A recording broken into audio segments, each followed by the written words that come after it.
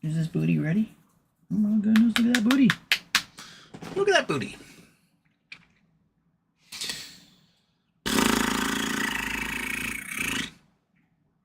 There it is. Hey everyone, welcome to Houston with a Problem. A little Thursday show, because I don't know if I'll get one in tomorrow. I'll try to get one in, like, maybe after dark tomorrow. We'll see. But, you know, like, I got a really good shiny shirt for tomorrow, and I might as well show it off, right? So, shiny shirt today, more dragons. It's velvet. It is scrumptious. This type of shirt people want to snuggle. So, Maroon Kitty finally tweeted, and the stock price flew like $4 almost instantaneously. Went to 30 and change, and then settled out a little bit.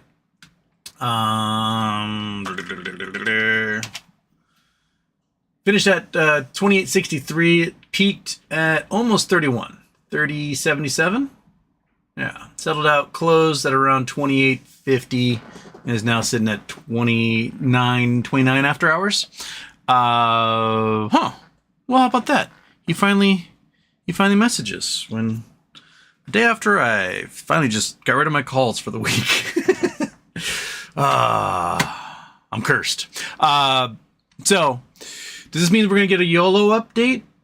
Does it mean I have to load back up Friday, or maybe even... We're going to come up here and say hi? Alright, cat's up here. Cat tail karaoke with a big and fluffy tail. We're going to lick me. That's what we're going. So, how about them apples? The manhunt for the shooter of Brian Thompson, the now deceased CEO of United Health, is ongoing. They have footage of him at a youth hostel. They have his face. He's a handsome fellow. Yeah,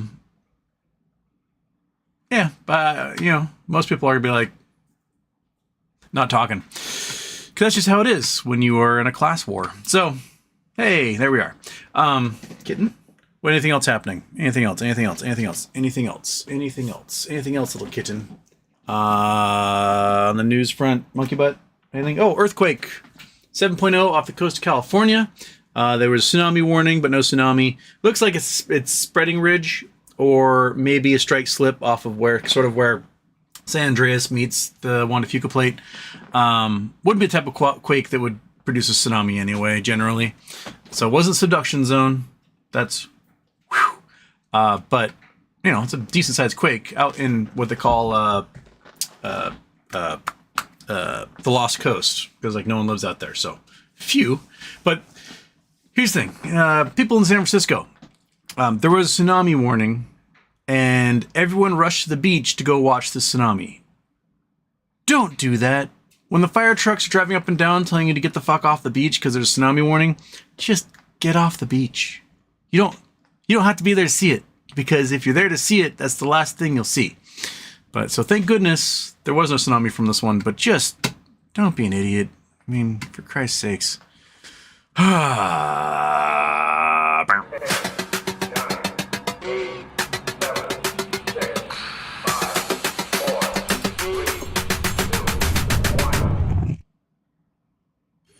Houston, we have a problem.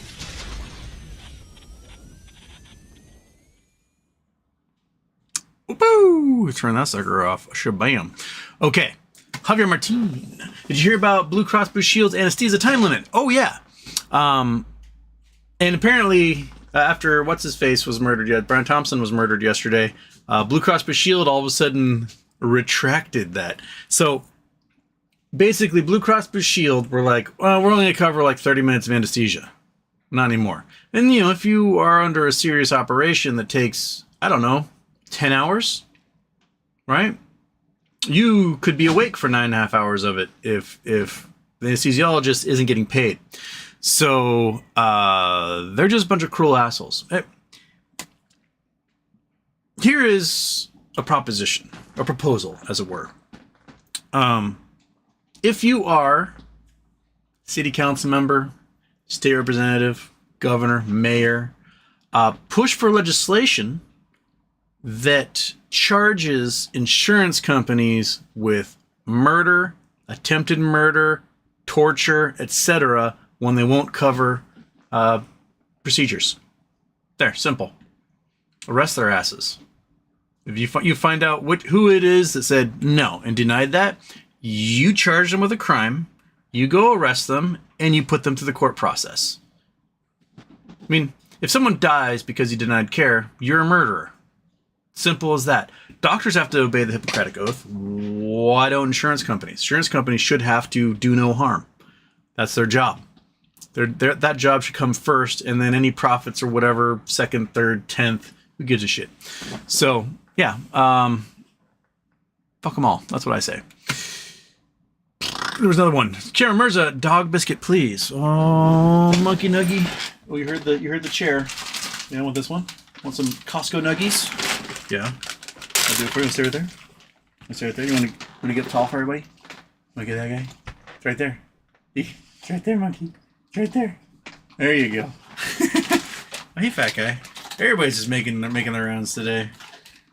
Gotta lock up the dog treats. Fat guy's on the loose. Yeah. Okay. You're gonna attack the dog today and put holes in my hand? Is that what's gonna happen? I'm really scratching so hard because you're such a fat guy. Okay. Don't leave my water alone. Ow. Okay. Boom. Where were we? Snort alert. Oh, Houston. And then RR24 says first, but no, in fact, they were second. Snort alert. Oh, Houston, we should all bike more for our health and quality and life quality. Ugh, man, this cat's so fat. Don't try to climb on things. Just chill, man. Just chill. Yes, we all should bike more. You know, from youth hostels to Hilton hotels and back again. It's good for your health. Tony Baez, third. Copy paste. Is RK starting a pump and dump scenario in retail? No, he is not doing a pump and dump scenario. You can pump and dump shit coins all day long. Like Hawktua girl, Haley, what's her name? Did a pump and dump and came out with several $1 million. Everyone's really pissed. They're like, you should go to jail. Here's the thing, is that all you crypto bros demanded that crypto not be treated as security. Therefore, it is unregulated and there are no laws against pump and dumps in the crypto sphere. So you get pumped and dumped, it's your own damn fault at this point. And if you want to charge Haley with a pump and dump charge for making $3 million off her shitcoin, then you're going to have to charge Martin Shkreli and Barron Trump for pump and dumping and walking with $400 million in total. Barron Trump made $200 million pump and dumping Trump coin. And you guys aren't pissed about that? You aren't calling for his head? So is it sexism? Is it because a chick did it to you that you're angry? Or is it like, oh, I got pump and dumped by Barron Trump. He's an OG. Like, no. You wanted this to not be a security. Therefore, they cannot govern it like a security. And you can get rug pulled. You can get victimized, you can get fraud, you can get Ponzi schemed, you can have your crypto shit stolen. There's really nothing anyone can do about it at this point. Especially when you make the company in, say, the Canary Islands, where our laws do not apply. Yeah, so by all means, be the victim of pump and dumps across the crypto sphere, because crypto bros, you did it to yourself. Snort alert, when archaeolo? Sunday night? Maybe? I don't know. We'll see. Walter Estrada, oh please, December 20th calls. What are the December 20th calls look like? There were some big purchases of tens of thousands of shares. GME options chain. Let's go December 20th. Wink. We have decent numbers, nothing gigantic. So the biggest we have in the money is at 25 at 6,000 contracts. We got 14 at 30, but yeah, nothing gigantic. Nothing to suggest that Roaring Kitty has like 100,000 contracts or anything in this. So what about January? January we got some decent ones. We got 27,000 at 25. You got 18,000 at 20, 30,000 at 30 for January. And then how many YOLO? We got 60,000 at 125. So some big numbers there. Your nose is so wet and cold, cat. You keep poking it on me.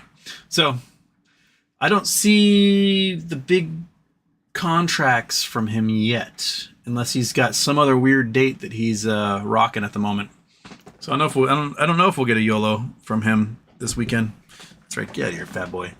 Javier Martinez. Also, I am Spartacus. I think we're all Spartacus at this point. I think it'd be good if everybody, I'm not in favor of murder, but I understand it when there's no other recourse, right? The government's not listening to you. The healthcare industry obviously isn't listening to you. People are dying and being injured and going bankrupt and being harmed by this system. And you've got people making $10 million in salary, worth $1 billion, just basically dancing on the graves, having little Christmas parties and celebrating how much money they made while people lost their lives. So to me, that's war. That is class warfare. And in war, if you're willing to kill your customers, the customers should be allowed to kill you too. If you don't want that, then don't make a system where you kill your customers. That seems like a simple solution to the entire thing. So yeah, we're all Spartacus on this one. I have zero qualms, no empathy. Don't give a shit about a single healthcare executive in this country. Not one. So, if you guys don't know my story, I was hit by a car. I moved to San Diego for school. A week before classes started, I was hit by a car, hit and run. Left for dead, side of the road.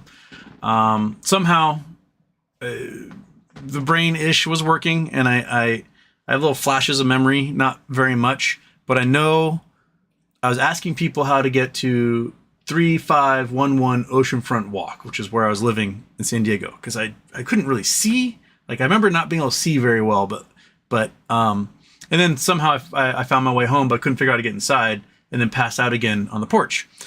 I was supposed to go to dinner with a friend. She kept calling the house, because I had no cell phones back then. Kept calling the house over and over and over and over, and I was not answering. So she walked over and found me in a pool of blood on the porch, suffering from heat stroke at that point. So I had massive concussion, wounds all over my face, because my helmet didn't do anything. I just landed on my face. I was on my bike. And so she broke into the house, called 911. I get taken to the hospital. I woke up once in the ambulance, which, when you're in shock and trauma, weird things go through your brain. I woke up and I'm like, oh my God, I'm in an ambulance. They're going to give me a catheter. I don't know why that was woven through my mind. I grabbed the EMT and I'm like, do not give me a catheter. And he's like, don't worry, bro. We don't do that. And I was like, ugh, pass out again. And then I woke up briefly inside the CAT scan machine, because they stick you in there because I was unconscious. And I opened my eyes, and there's this thing that says, close your eyes, lasers in progress. I was like, what the fuck does that mean? All of a sudden, lasers everywhere, so I closed my eyes. And then I woke up again sometime after that, and I'm looking up, and there's a doctor and nurse standing over me, and the doctor has a big old syringe. I was like, hey, buddy, what's that all about? He's like, let's make the pain go away. And I was like, I don't feel any pain, but if that's Novocaine or lidocaine, it doesn't work on me. He's like, oh, this stuff will work. And he jammed me in the chin, and I went, ow! And they started stitching me up. I went, ow, ow, ow. He's like, you can feel that? I'm like, yes, you motherfucker. I told you that stuff doesn't work on me. He's like, oh. It's the only pain I actually remember from the entire incident is him stitching up my chin. Nothing else beyond that. Still got a nice little scar right there. So I was in the hospital. The next morning, 9 a.m. or so, I wake up. My head's clear. I'm like, well, shit, that sucked. Whatever happened yesterday. I was just lost in it almost an entire day. I don't remember going to the grocery store and doing the shopping. I don't remember being on my bicycle to and from the grocery store or pretty much anything. It's just gone. And a nurse comes in. She's like, how you feeling? I'm like, actually, I feel decent. I have no broken bones. I got a lot of scabs all over my face. When can I get the hell out of here? She's like, oh, let me go with the doctor. He's the one who can discharge you. I was like, cool. And I sat there for 12 hours. From 9 a.m. until 9 p.m. Like, I wasn't allowed to get out of bed until I was given orders. I had to, like, pee into this, like, Tupperware container, which was just gross. And, like, feel like I'm peeing into, like, the apple juice pitcher that we'd have in our fridge. And 12 hours go by. There's only so much daytime television I can watch. I am absolutely just bored out of my mind. The doctor comes in, the charts of the phone, picks up my chart, puts it down, goes, "You're good to go," and leaves. So that action of him picking up the chart, looking at it, slapping it down, never asking me a question, just telling me I can go and leaving the room, that was $700. The 12 hours I was waiting for him to come in the room and look at my chart and not talk to me and leave was over $1,000 an hour. The ambulance ride was like $4,000. Overall, the hospital stay, CAT scan, all that stuff was over $40,000. Now, remember, I'm a victim of a hit and run. Somebody smoked me with their car. There's like white paint all over my bicycle from where they hit me. And you know, not my fault. I got hit by a car and they took off. I have no idea if they're witnesses because I wandered home. But insurance refused to cover everything except the ambulance ride. Why? Because the hospital they took me to, they thought I was just some beach bum to have insurance. So rather than taking me to the private hospital that was like 4 blocks from my house, they took me 45 minutes away to the public hospital that was a non-preferred provider. Or today they call it out of network. So they took me to that emergency room because they figured I wasn't insured, but my insurance that I had wouldn't cover that hospital because it was out of network. So at 18 years old, I was stuck with over $40,000 in medical bills. Because Blue Cross Blue Shield was like, yeah, fuck that. We're not paying that. So what good is insurance in this country? As a result of that accident, right, I had money saved for college. I had a scholarship to play baseball. I get hit by a car by some unknown person, left for dead on the side of the road. Insurance fucks me over. I miss classes because I had like a class 3 concussion. And because I missed that first chunk of school, I lost my baseball scholarship. So baseball scholarship's gone, college money gone, insurance paid for nothing. And I had to leave San Diego, move back home, work. I worked in the tech industry, did what I could because it was boom at the time. And then bounced around at community college. But as a result, I had to take out student loans to pay for school at that point, right? I had college paid for. And because some rando smoked me with their car and my insurance company refused to cover anything, boom, lifetime of debt right there at 18 years old. So fuck insurance companies. They should not exist. Vaporize them all. Just give everybody national coverage. Done. Make your doctors salaried employees. So not hourly. They don't have to like have weird admitting privileges and create their own LLC and then, contract with the hospital, then have to have a whole staff and accountants doing everything. You just make them employees working at the hospital. They work their 8 or 12-hour shifts and then they just go home. That is how it should work and how it works in every other country on earth. I don't know why. Actually, I do know why we don't do it this way, because the insurance companies are the most profitable companies on the planet.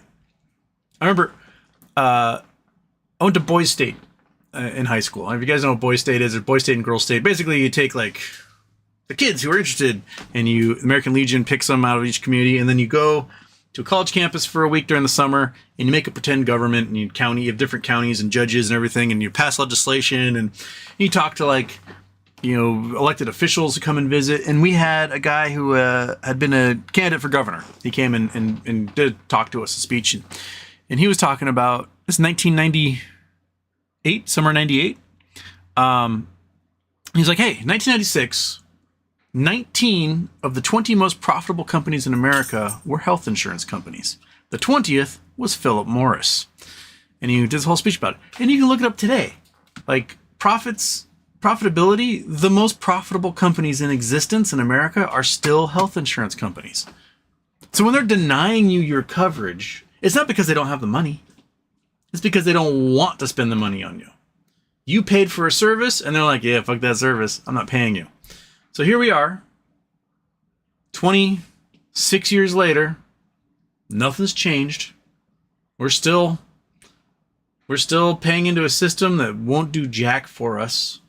And, all these people are clutching their pearls going, oh my, they murdered a health insurance executive. Okay. Well, the health insurance executive has murdered millions? Like, how many people did he bankrupt? How many people in America who, are having coverage denied for cancer treatment? They've racked up $1 million in bills. Now it's terminal because they couldn't get the surgery they needed in time. And you have couples that have been married 50, 60 years, and they have to get divorced because one partner is dying, and if they die while they're married, their spouse will live under that $1 million in debt. That's fucked up. It is messed up. We are such a messed up country, and we're only gonna make it worse. So until these masters of the universe have their Marie Antoinette headless moment, they're going to keep behaving this way because they're getting away with it. So, yeah, here we are, suffering the consequences of 50 years of doing nothing as a population. No general strikes, instead of going after the man, we go after each other all the time. We blow away children in a school. We do carjackings and if you're gonna be violent, make it epic. Like, they should put a statue to that dude right there in front of the Hilton. Brown statue, him pulling back the hammer, and that should be there as a reminder to everyone that there are consequences to your actions. And if it takes vigilante justice because the actual justice system isn't going to do anything about it, then that's what it takes. And I'll probably get a call from the FBI at this point. But you know what? The FBI's got crappy health insurance too. So there you go. Where am I? Belgian Wales here. Turkish. Where's the money, Hustowski? Where is it? It's in Caymans, probably. Lucanus said super chat. Hi, tis jizz. Do you think Jimmy can stanky leg to 80? If we go to YOLO update, yes. If we don't get a YOLO update, no. Also, next week is earnings. So they're saving up a lot of the shares they used to short, probably for after earnings come out on Tuesday afternoon. So they'll probably hammer it right back down again. And we'll have to wait for the next cycle, which we have the swap cycle in January, plus all those yearlies. So that might be the next opportunity to have something like that happen. He could do some sort of YOLO update and show that he's got a whole bunch of shares for March. I don't know. But at the moment, we don't have that many contracts in the options chain to suggest that Roaring Kitty has loaded up again. So, he definitely tested the algo today, showing that him going boop, bop, boop, posting a picture is enough to rocket the stock $4 instantaneously. So the computers do pay attention to, like, has he mentioned something? Stock go up. So that's something to look at, and he definitely knows his power in that, and that the algos are keyed into his social media to see when he even clears his throat or something. Colin says, well, options started getting interesting again. Of course they did. And Stuart, Houston, what will happen to our landfills and dumps millions of years from now? We will have probably some sort of rock called like humanite or trashite or something, where everything that isn't organic gets baked under piles of other trash and lithified into stone. It will be full of all sorts of crazy minerals. We'll probably be able to mine it for stuff later because there'll be so many metals and other stuff, organics and all sorts of things in there. We'll probably become a stone. It might be a toxic stone, but it'll become a stone. I think there was already some sort of like human trash lithified.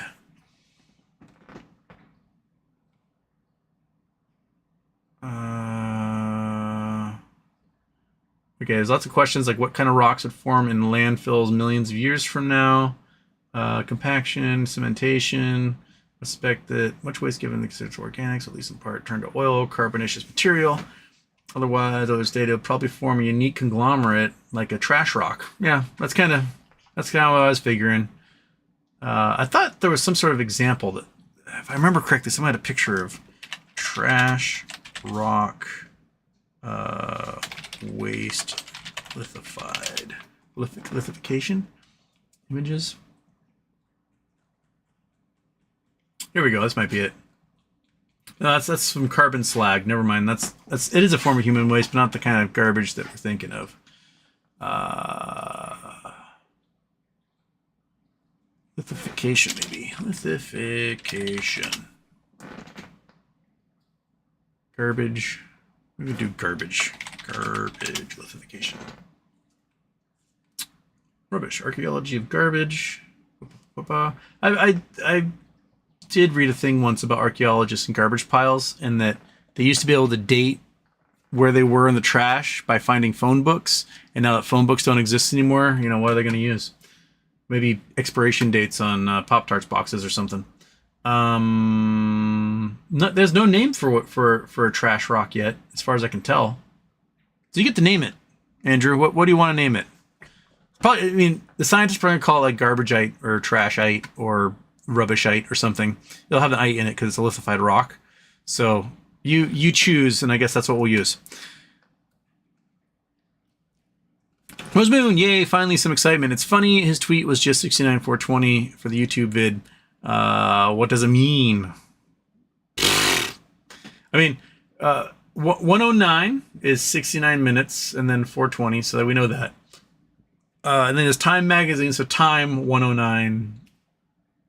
I don't know. Maybe he's just farting around and making a meme. People are going to dig into it and try to pull whatever meaning they can out of it. But I'm really bad at that. Belgian Whale, question. I sold $30 calls. Why didn't I lose my shares today? Was planning selling $27 puts with the money. Because they didn't exercise the options. They should have exercised the options, but they didn't. So now they're out of the money and you're in the clear. So you made your money. They didn't exercise. Way to go. You are now an options writing wizard. Turkish.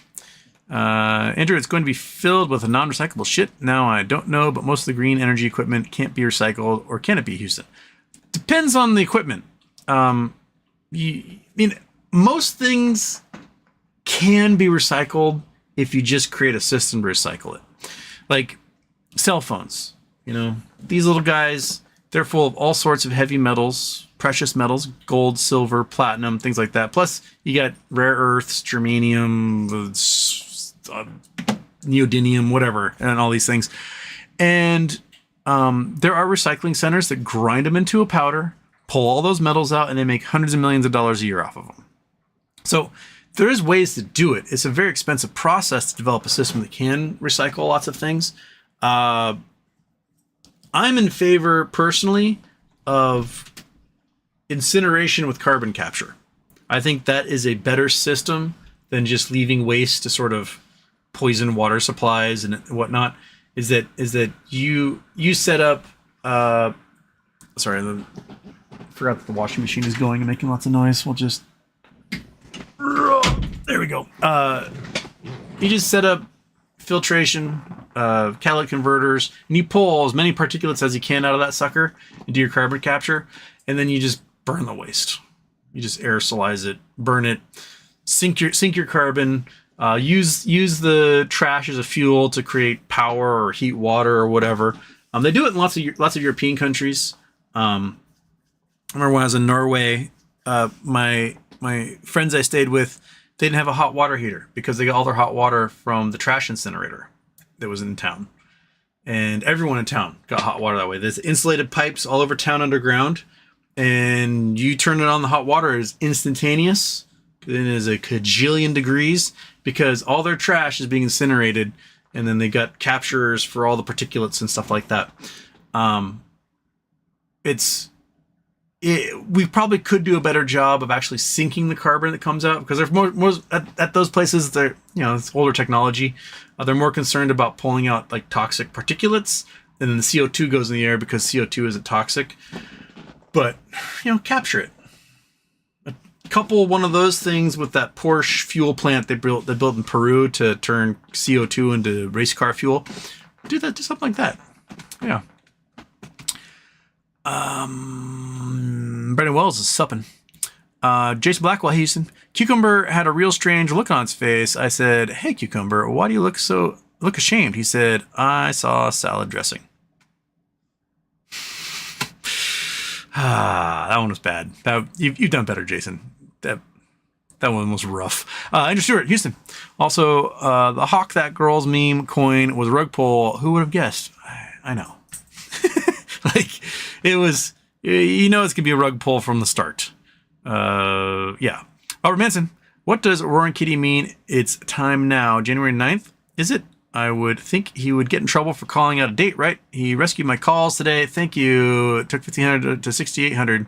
Dang. I would think the shorts would jump on it tomorrow. They shorted down $6 and Kitty ruined that. Work with a picture. Or does the FOMO keep it going? I threw 500 at puts because I think I will try right at open. So you're still doing what's called a straddle, right? When you buy calls and puts for the next week. That's the plan. I'm considering that, so I will win something. They're going to have a harder time pushing it down because the natural algorithmic cycle is to boost the stock into earnings. So it's going to be higher tomorrow, and it's going to be higher on Monday. It's going to be higher Tuesday. And then whatever happens Tuesday, most likely, 9 times out of 10, they just push that sucker as far down as they can when the moment earnings come out after hours. So that Wednesday morning, the stock is down $5 or something, and they make a whole bunch of money off of their puts. So that's what I would look for in that. Yeah. So I think Roaring Kitty may have made the floor price a little higher for Monday, Tuesday as a result of tweeting out today. Well, I guess 1.9 we can look at. Is 1.9 a date? Nope. January 10th is a date. There are like no options. January 10th. The open interest is tiny. Look at this thing. I got to click on you, and then I got to click on you, and then I got to click on you. There we go. This is open interest for January 10th. Nobody's paying attention to that. There's barely any contracts available. There's 300 at $29. There's only a few. There's less than 50 in the money in the entire options chain for January 10th. Crazy. Yeah, everyone's looking at those yearlies. They have not purchased any of the monthlies yet. December 27th? December 27th's got some, but not much. Next week, what do we got? We got some, but not much. Probably tomorrow, this number will start to climb a lot because there's the people playing in for those monthlies. January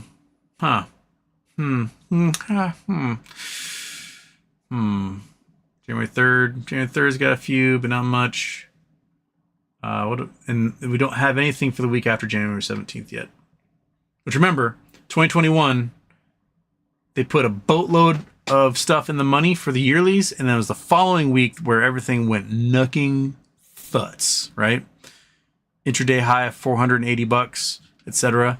So putting the boatload in the money here makes that next week weeklies go crazy.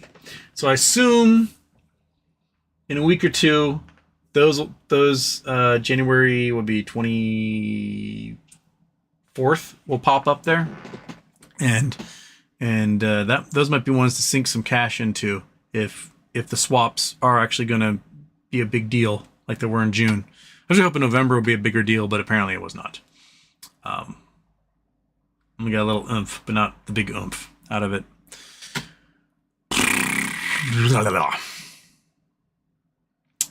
Out Bishop, no labs. Why aren't they applying for FDA approval if they say their devices are solid? It's so annoying.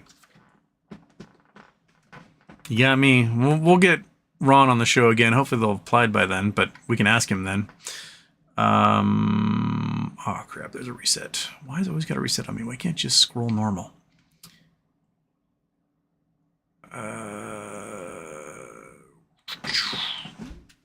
Andrew Stewart, Houston 7.0 quake hit Northern California. Doesn't sound like it was too bad. Well, yes. Oh, and speaking of which, I got Google Earth working. So, boom. Boom. There we go. Right back in it. Don't show tips on startup. I know how to use Google Earth. Okay, so where the earthquake hit was here. The Lost Coast here. So you can come down and you can see through San Francisco, right? This is the Juan de Fuca, not the Juan de Fuca. This is the San Andreas Fault coming down here, working its way down. You can see the big line that it makes, right? And you go up here and you can see the San Andreas coming through, working its way up the coast. And basically what happens is up here in Mendocino, this area between Fort Bragg and Eureka, there's the Lost Coast here. There's like nothing out here. There's not really any roads. There's not many towns. You got a couple little teeny tiny places here, a couple little beaches, but for the most part, there is not much human beings out here. The plate itself basically shears here, and then the Juan de Fuca plate begins. This is the spreading ridge of the Juan de Fuca plate. So where the earthquake was on this strike slip that's off the coast, where the Juan de Fuca plate meets what is sort of the San Andreas fault system, which curls off on this thing, and makes this kind of weird trench that goes for thousands and thousands of miles way out into the ocean. And actually, when there's tsunamis in Japan, right, rocks across the ocean and actually channels the tsunamis down this fault system into the tip off Mendocino here. It's crazy how that works. And so you'll get bigger tsunamis in places like Crescent City and Fort Bragg as a result of this guy here pushing a bunch more water down this channel and focusing it like a laser from tsunamis. So like, we didn't really get much tsunami from the 2011 Japan quake, but they got tsunamis in Crescent City and in Eureka and all through here from that quake just because of this big giant fault system here. So the earthquake was 80 miles off the coast, so somewhere out here, and this is not along the subduction zone. Subduction zone is this guy, right along there. And we have not had a measurable quake along here in decades. And that is terrifying. We've got a bunch of quakes in the spreading ridge. The spreading ridge is doing its thing. It's moving. It's rumbling. But this thing is so locked. It's trying to dive underneath the continent, and it just can't. It's stuck. And as a result, the hillsides are building up. So we're getting a whole bunch of coastal hills all along the Oregon and Washington coast that when this thing releases will all be underwater. So people are building homes on top of things that are going to be underwater at some point. This entire stretch from Northern California all the way up through Vancouver Island. The Juan de Fuca plate ends about at the north end of Vancouver Island. If you want to talk about like the crazy power that is in how the Earth moves, Vancouver Island here is not from North America. Matter of fact, this island, one of the larger islands in populated islands in North America, came from all the way down here at some point. The fossil record on Vancouver Island more closely matches South America than it does anything in North America. So what they think happened was it was on its own microplate and it moved and it flipped and ended up upside down basically, and is now smacking into North America. So this was its own little microcontinent. The fossil records match things off of South America from like 300-400 million years ago, Gondwana land-ish, and it's made so these plates are crazy how they work and maneuver. So you're not going to get really a tsunami off of a plate that's moving this way. That's not doing it. The plates have to like shift up and down to really upwell the water and cause tsunamis. But it was a large enough quake that could cause landslides and things that could also cause tsunamis. So they sent out the warning. But the quakes that happen along this are where you're going to get the tsunamis. This is that subduction zone where Juan de Fuca plate is diving under North America. And we haven't had an earthquake off this since January 28th, 1700. And it hasn't had any meaningful movement in 20, 30 years. So, at some point where I'll be fucked over here. That'll be it. And then I'm off. Super chats. Why? Well, would NASA have been on SpaceX level if funded? Yes. 100% yes. NASA has been above SpaceX level in the past, right? Like 1957, they launched Explorer 1, which is the first satellite. I mean, Sputnik was the first one in history. And then in 1959, we launched Explorer 1 into space, which is the first American satellite, right? 11 years later, we put someone on the moon. So, like, the time scale from launching first satellite to putting someone on the moon was an incredibly fast pace. Something we have never seen since. It has been bogged down with bureaucracy, bogged down with infighting from members of Congress who are like, I want this in my district, or else I'm not going to approve it, and stuff like that. You know, presidents come in, they change the entire scheme at NASA. So, you know, Clinton had this scheme, we're going to land somebody on Mars by 2010. And then George Bush comes in, he's like, well, we're canceling that program. We're going to do a different rocket system. So then it gets pushed out to 2018. And then Obama comes in, he cancels that program. So no, we're going to focus on the moon. And then we're going to get somebody on the moon in 2020. And then Obama's gone, and then Trump comes in, they cancel the Obama moon program, and then Artemis, and like it's just, there's been no consistency amongst the executive branch. And so they'll be president for 4 or 8 years, and they'll get a whole system going and have a directive for NASA. And the next guy comes in and just scraps the entire thing and starts over. So it's been a very, very slow process. And I think,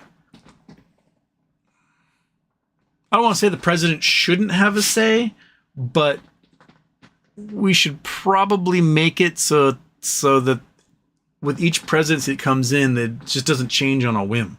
We have a focused mission. We do that mission, right? You can add new missions to it, but once a mission is launched, that sucker is what we're going to do until it's complete. And then the opposite side, you have the fighting of members of Congress forcing things to be built in their districts, otherwise not going to approve. And let's go. Map. James Webb Space Telescope mirrors across U.S. Where's that sucker? Images.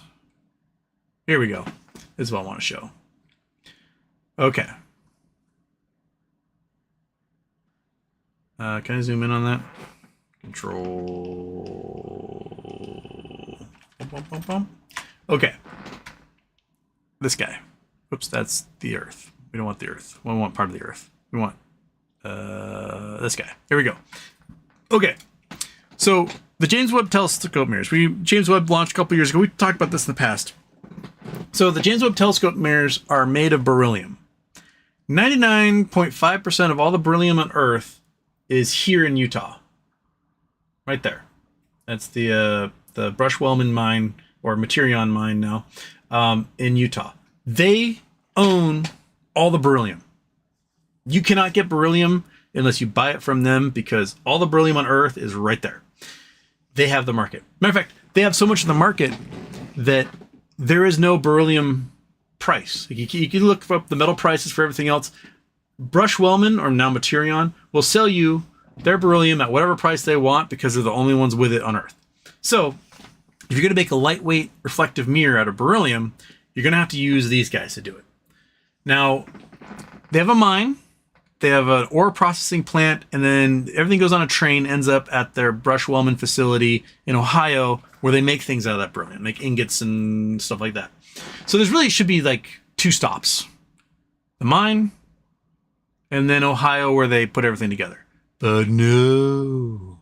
We have a whole bunch of congressmen who would refuse to vote for this thing unless steps along the way resulted in their districts getting a little piece of it. So casting a mirror, polishing it, gold plating it, all should be one facility. No, not doing it. So when James Webb Space Telescope was originally approved in 1997, they thought they'd have it finished by 2002. And it didn't go up until, 2022? 25 years later. All because each one of these mirrors had to bounce around the country back and forth and back and forth. Let's follow the sucker. Brush-Wellman, or the Baturion mine, the Brush-Wellman facility, to, Huntsville? That must be Huntsville here. And then all the way to UC Davis, and then out to Colorado, and then from Colorado back to Huntsville, and then from Huntsville back up to Colorado again, and then from Colorado all the way back to Davis, and then back to Colorado, and then all the way out to, New Jersey? Quantum something or other in New Jersey. And then from Quantum something or other in New Jersey back to Colorado, from Colorado back to Huntsville, from Huntsville to Goddard Space Flight Center in Maryland, and then all the way down to Johnson Space Center in Texas, and then out to Northrop Grumman, where it gets put together at JPL. So 14 legs, tens of thousands of miles bouncing back and forth between these facilities when it could all be done in one place. Like literally, you mine it, you make some shit out of it, you send it to California, and it should be just 3 stops basically. And instead of it taking 5 years to build this entire space telescope, it took 11 years just for the first of 27 mirror segments to get completed. So that's why things take forever. But it wasn't just this. Before that, Hubble Space Telescope took almost 30 years. 21 years, I guess. 1969, the Hubble Space Telescope was proposed. In 1990, it finally launched. And again, that was supposed to take like 4 years. So there's something that happened basically in the Nixon administration that has fucked up spaceflight ever since. And every presidency since then has contributed to messing this up, along with members of Congress and whatnot. So NASA can get the funding, but they won't get the streamlining. That's the thing. And so if NASA's put in charge of building it, then they got to subcontract, and they won't get the money approved unless they subcontract with the right subcontractors and the right number of districts. So all these members of Congress can be like, I brought home the pork for you folks. And that's why everything slowed down. But then you have like Elon. Elon said in 2012 that in 10 years we'd have people on the moon. Or sorry, people on Mars. It hasn't happened yet. So he's taking a sweet ass time too. So yeah, here we are. Now I gotta make this thing small because it is way too big. Bum, bum, bum, bum, bum. That's probably good. Okay. Big Houston. Where was I?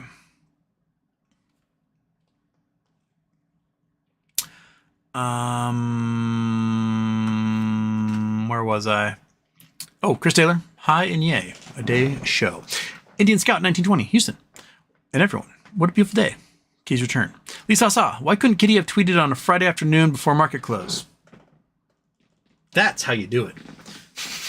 If you know that the algorithm's looking at you, you can post whatever weird message you want at, 3:30 Eastern time on a Friday and watch a whole bunch of call options go in the money.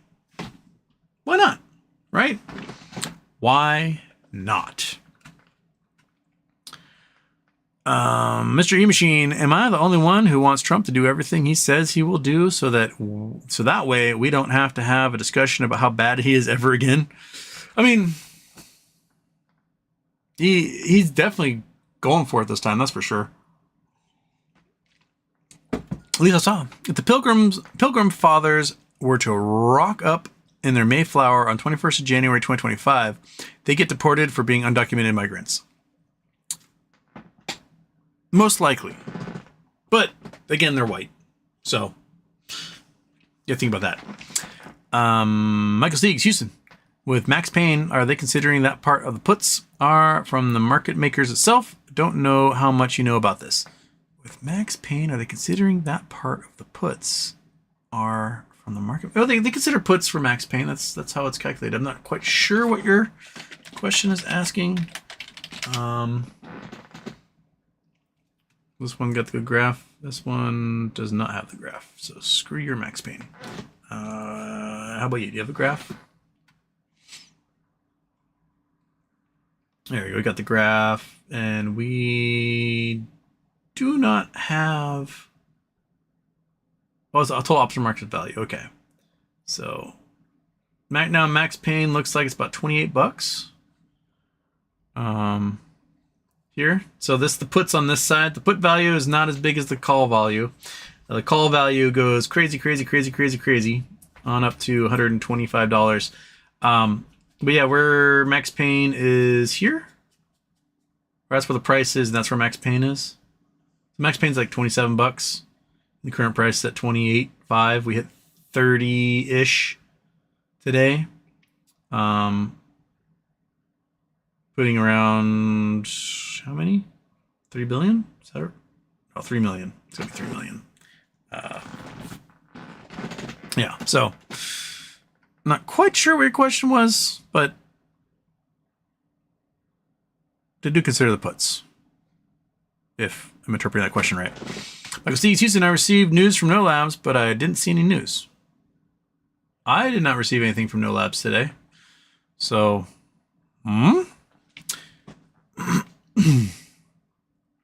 Richard Desch, they had it under Max Payne until Cat arrived. That's true.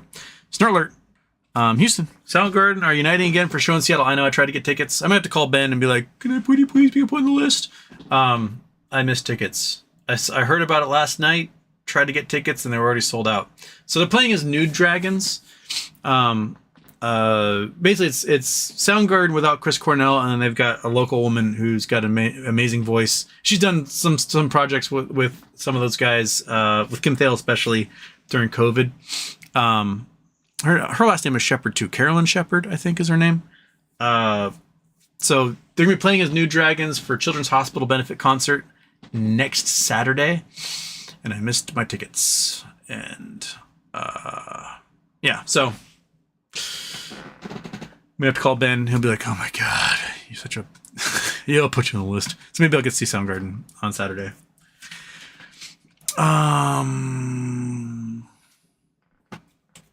Dust flying around, bothering me.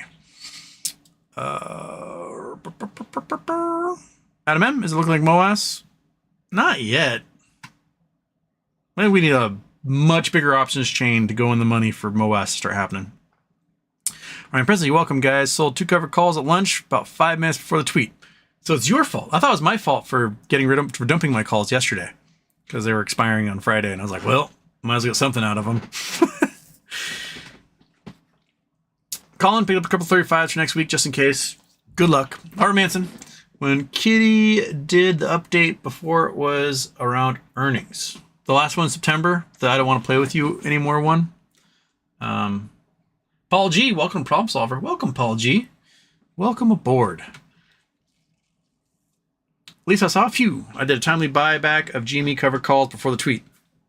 Lisa saw and nailed it. Way to go. Fat Nose 94. Have you ever been to the Gorge? Went over the summer for Labor Day weekend. Forgot you were so close in Seattle. I've been to the Gorge. Been to a couple concerts at the Gorge. Yeah, used to be Labor Day weekend. Used to be always Tom Petty at the Gorge, and then it became like the Dave Matthews week. I'm not a big Dave Matthews fan, so you guys can have it. But also, people in Seattle generally don't go to the Gorge for Dave Matthews because that's Bumper Shoot in Seattle, which is like, you can see everybody. There's 1,000 different bands playing. It's a giant concert there. So people from like outside Seattle go to the Gorge to watch Dave Matthews. Prontal's gifted memberships. Oh boy, KCDB got one. Darren Saunders got one. Logic Dustbin got one. Keeping It Breezy got one. And Pacheco Ron got one. Pacheco Ron. Rone? Thank you. Thank you, Prontal, for gifting the memberships. I think any lurkers in there, though. We got, at least got people that donate on Charity Tuesday. We got those folks in there covered, so fantastic. Oh, it's just too early. I think you may have inspired Prontal there, Paul G. Keegan Murphy, happy birthday, Houston. Also Kitty and whatnot. Yeah, kitties are outside, not bothering me right now. So that's good. Scissor 4 BCBS was like, never mind on the anesthesia, but Blue Cross Blue Shield, we got it covered. Okay, so who's the CEO of eggs, gas, cars, houses? Just asking questions. Blackstone, CEO of houses at the moment. Cars are an interesting one because there are only a few conglomerates now, and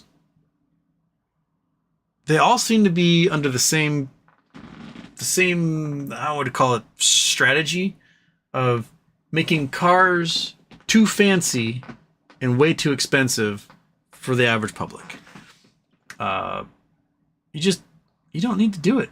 Most people don't give a rat's ass about like the highly refined leather seats and the super duper fancy interiors and the entire dashboard that's an LCD screen. Like, they don't care.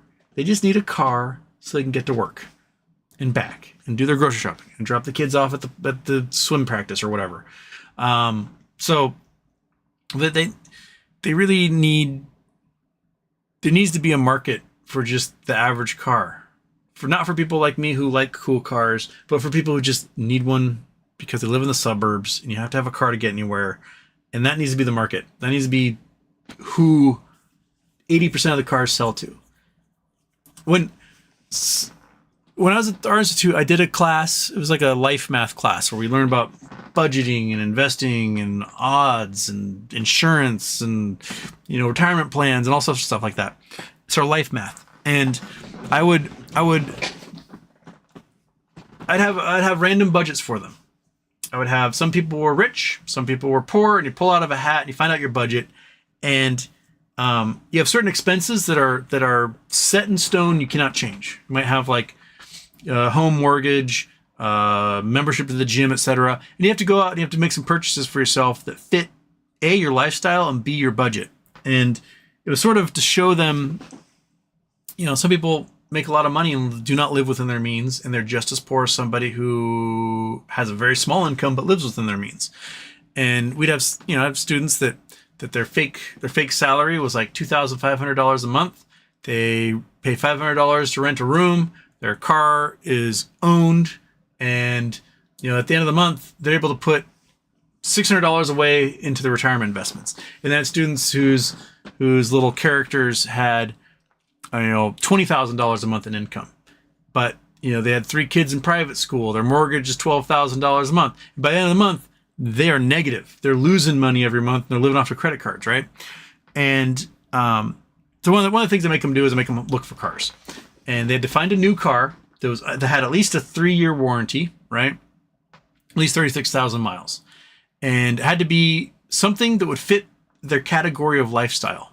So it's let's say you are a lawyer working for a large firm, you make decent money, you might have huge expenses, and if you don't show up to work in a Jaguar or a BMW or a Mercedes, your boss is going to fire your ass, right? Because you're supposed to put on an image for the corporate clients that you have. So you can't just go out and buy a Nissan Versa and work that job. And then the people that were poor kids, and they're looking at Nissan Versas. At the time, Nissan Versa was the cheapest car in America. It was the only car available new. This is like 2019, right? Only car available new that was under $10,000. Now Nissan Versa is what, 18? Price of new Nissan Versa, and it's still the cheapest car in America. So let's see here.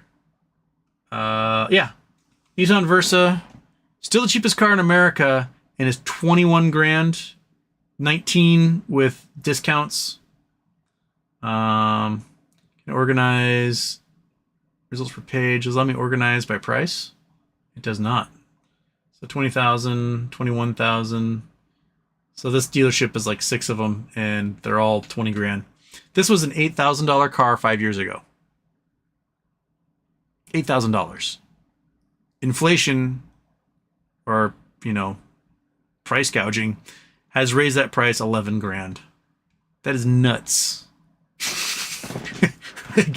In 5 years. Well, I guess 5.5 years. So yeah, that's what we got. That was an $8,000 car. Let's look at how much a 2019 Nissan Versa. Okay, here's Hudson Auto Center's got one. It's near me. And they are selling this 2019 Nissan Versa for more money than it cost new. This is an appreciating asset.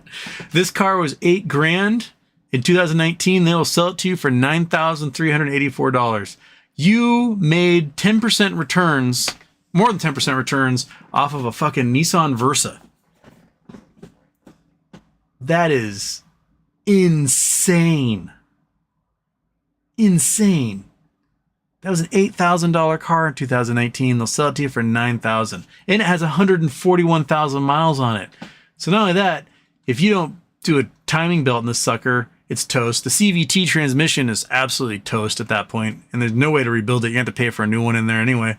And they're going to charge you $9,000 for a car that costs $8,000 new. And it was under warranty when it was new, and it is not under warranty anymore.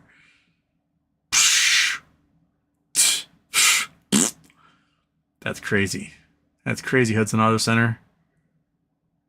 2019 Carvana for $11,000. $17,000. This was an $8,000 car in 2019. $8,000. You get for 17 grand. Only 18,000 miles on it, so it's like a show car at that point.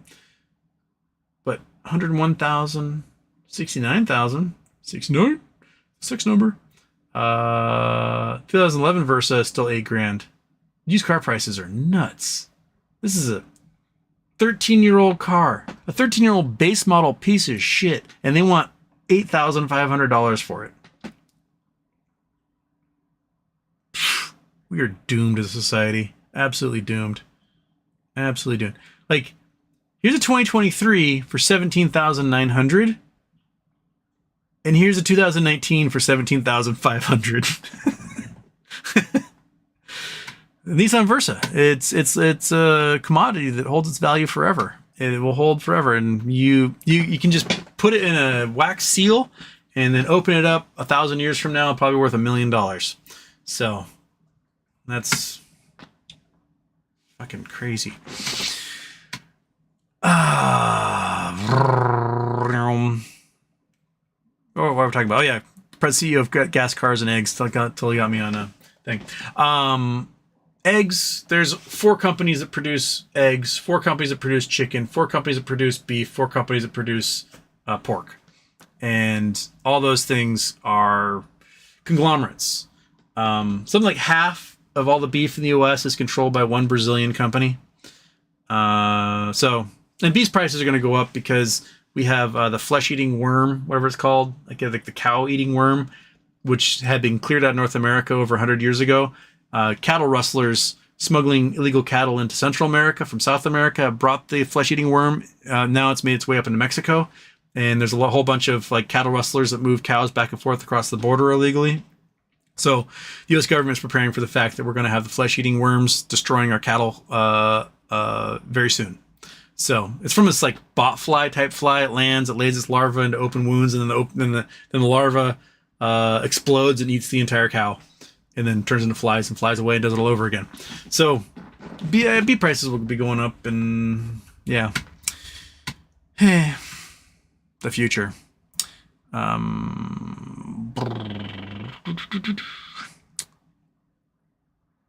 Diane B. Hi, Houston. Hello, Diane B. Dennis Sullivan, any thoughts on MMTLP and expert hydrocarbons? I mean, there's nothing going on at the moment. MMAT is been seller pegged. MMAT Q is now seller pegged at 0.00001.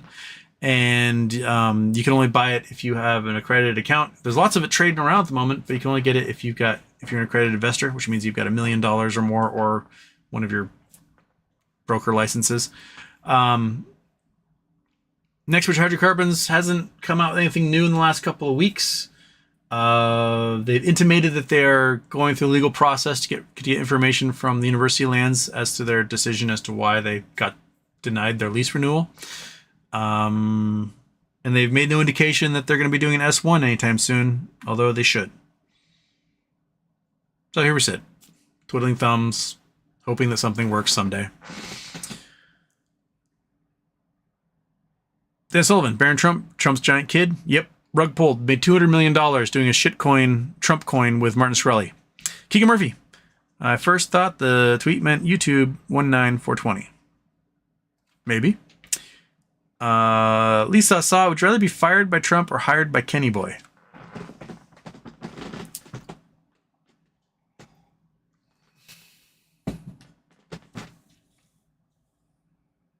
Well, it depends on how you got fired by Trump. If you got fired by Trump because you took a job with his administration, then ew, right?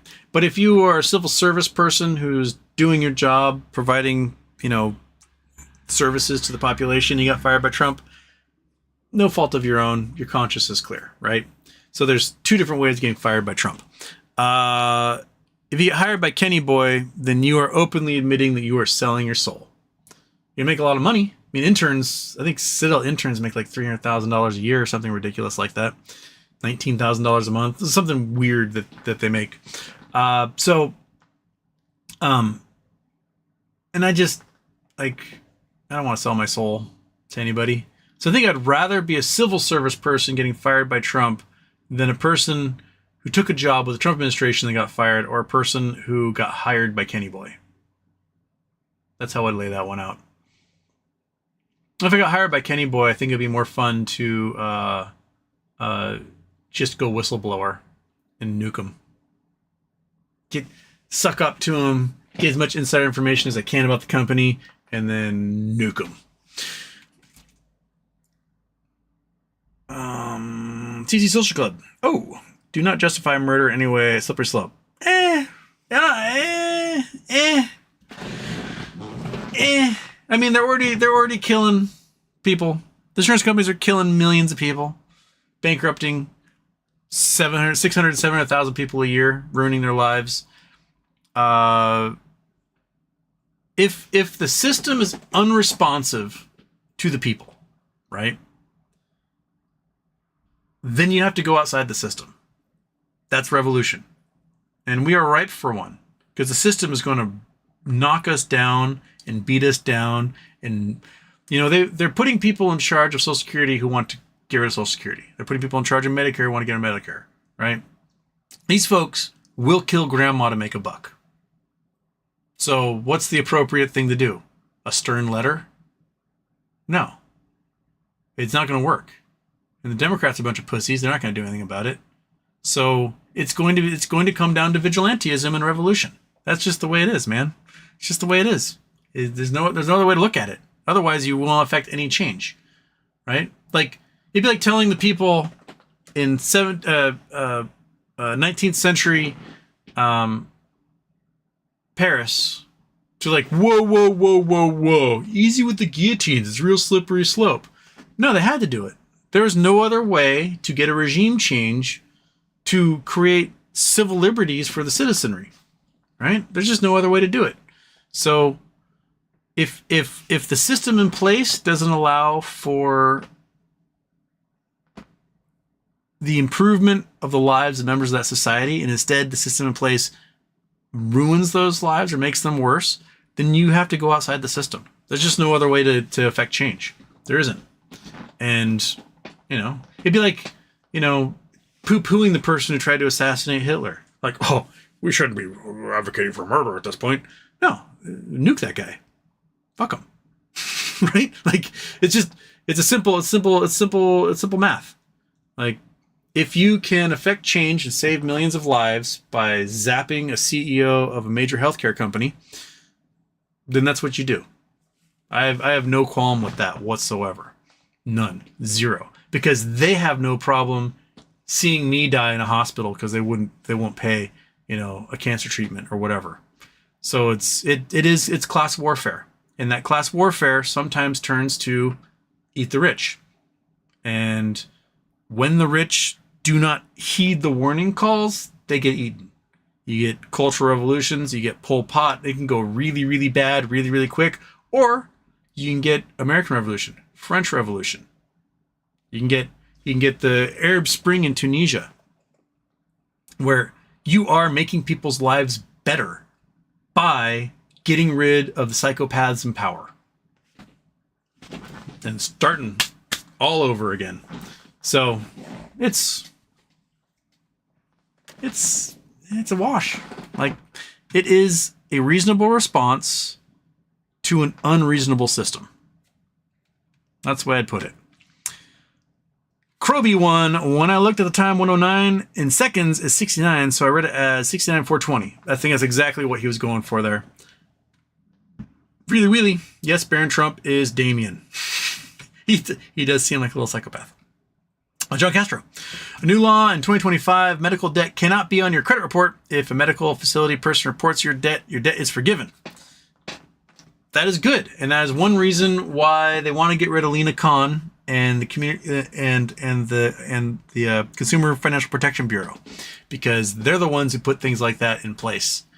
So they want to nuke them all. KLDG Houston.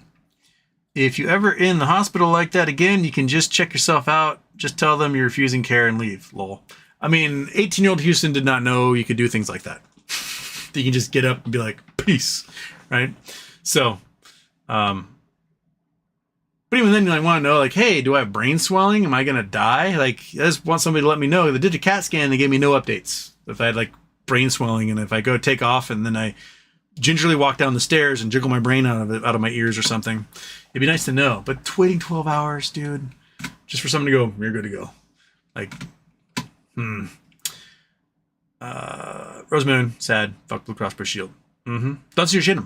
I'm currently hosting a citations workshop for all the students failing English classes. No one came. F's incoming. It happens. Sometimes you just got to do it. I hate failing students, but the students I fail deserve it.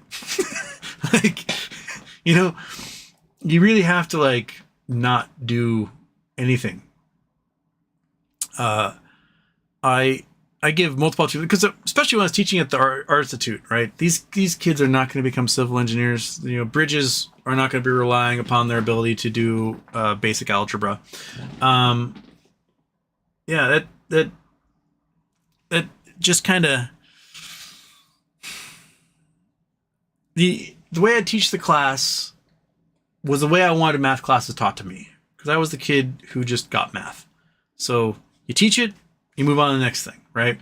And the kids who got it, they got it. You didn't have to teach them again. They don't have to do the busy work. They'll rock the test. They'll move on with their lives, whatever. That was in that 20%. And then you had a middle 60% that, with a little bit of work, they got it and they move on, right? They might need to do their homework. They might need to do things. But, you teach to them, and they, after doing it 10 times, they go, oh, it makes sense. And then you want to move next thing.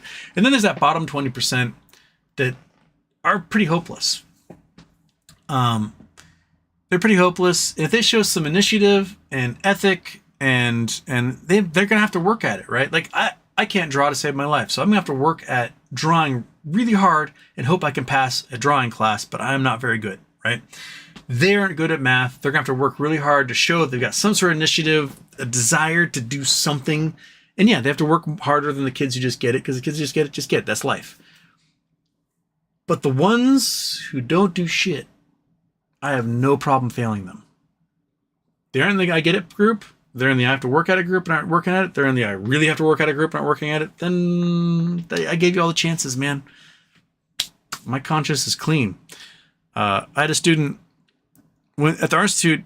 The classes were 1 day a week for 4 hours. It was a very brutal schedule, especially for teaching like multiple classes the same day, or taking multiple classes the same day. It was gnarly, but it was a school designed for like working students and whatnot. And so we'd meet 11, 12 times throughout the quarter, right? So generally there'd be a quiz most weeks, sort of on the unit that we worked on the week before, etc. And then I had a midterm, I had a final. And I had this kid, he showed up to one class. Somewhere randomly in the middle of the quarter and never showed up again, never showed up before that. Just one class. He took one quiz. He got like an 80 on that one quiz. Never did any homework. Never took the final. Never took, like, I never saw him. I saw him 1 week out of 12. One day out of 12 weeks. So I failed him because who is this kid? I don't even remember what his face looks like, right? Because he showed up to one class. So he filed a grievance against me with the dean, academic grievance. And he was like, oh, this guy failed me. I got an 80. And like, so I go to this meeting. It's me, the dean, this kid, and his dad. And I say kid, the kid's like 22 years old, right? And the dad's like, this is bullshit. I pay a lot of money for this school. Why is my son failing? And I just said, he showed up to one class over 4 months. The dad was like, what? Like, yeah, I saw him one day out of 4 months. He failed because he never turned anything in. He had one quiz that he did that one day, showed up, and everything else is a 0. And we had to keep that dad from murdering that son. He was like, you son of a bitch, I pay $50,000 a year for this school. You only show up one day. God damn, you dragged me out of work to do this. And we'd be like, no, don't kill him. And I was part of me was like, kill him a little bit. But yeah, hopefully if you fail people, it's because they didn't do shit and not because they're just so goddamn stupid. It's just like, well, I can't certify you. So if they're not showing up, don't you shit them, then they're getting the grade they deserve. He gave them the opportunity. He says, when I was hospitalized in Hong Kong as a local resident, I paid 120 Hong Kong dollars per night, approximately $15 US. Yeah. Right? The cost of my mom's hip replacement, it was like 70 grand. The cost of a hip replacement, the exact same hip replacement in Spain is $9,000 US. And it's covered by, the health insurance in Spain. So for the cost of my mom's hip replacement, she could have moved to a beach town in Spain, gotten a beach apartment for 2 years, lived her best life, and got a hip replaced. But no, here in America, 70 grand, they kick you out of the hospital after one night, and you're out there with a giant wound in your leg, figuring it out on your own. It's crazy. I had 2 friends here on the island. They won the national championships for their weight classes in kickboxing. One was a dude at like 120 pounds. One was a girl at like 105 pounds. And they went to the world championships in Spain. And crap, what's that town in Spain? It's on the coast. It's like a resort community. They go to the world championships. And the guy in his fight dislocated his shoulder. And he ended up losing because, if you dislocate his shoulder, well, you're out. And so they take him to the hospital to get the shoulder put back in. And the coach, he was like, don't tell him your real name. Because in his brain, he's thinking U.S. medical care. He's like, just don't tell him your name. The minute it's fixed, we're going to bounce. We're going to never come back to this country. Don't worry about it. And they pop his shoulder in, and then they handed a bill, and it's for like $25. He's like, oh, well, there you go. He's thinking it's going to be like $10,000 because that's what happens in the U.S. Spain's like, no, you don't have insurance. It's $25, 25 euros or whatever. He's like, oh, okay. Right? Like, we just do it so wrong in this country. EB, interesting. After French Revolution, they got French Emperor. After that, back to French monarchy. I mean, it was a baby step, right? Like the French Emperor promised them, freedoms and all this stuff. And then he was like, I like power too much. And then you got a series of Napoleons after that. So yeah, it can backfire. It can definitely backfire. But I think the people, who emptied the Bastille, I think they were justified in what they did. They had an unresponsive government. Off with their heads. Makes sense to me. You can't blame people who have been like shoved into the mud for refusing to be shoved into the mud anymore. Right? Like, if all the people in the gulags in Russia could overcome the folks who put them in that gulag, they would. And they wouldn't hesitate. And they would be labeled heroes with statues to them at this point. So It's crazy. It's crazy. It's crazy, monkey. It's crazy. I can only do like a minute here. I gotta fold a bunch of laundry and then run to work. So I'll do one more question here, and then I can run away. Citizen 54. Greed is a killer. The only value you have to the rich is how much they can exploit you. Brett Favre stole from the poor. People wrote it down, yet he still stole from them knowingly. Yeah, to build a volleyball center for his daughter. Like,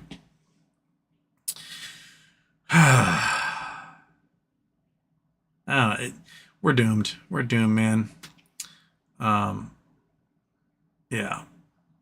I just, monkey, we're doomed. We're doomed.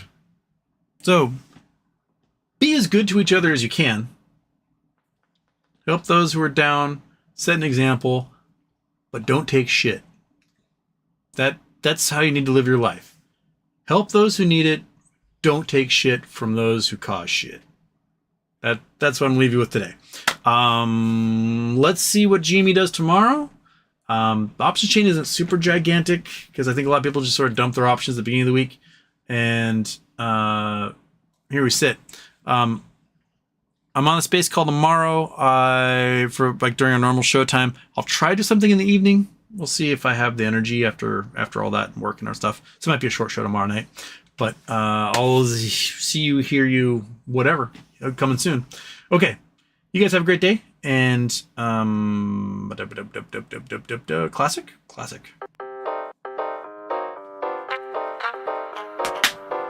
Your slide pedal, but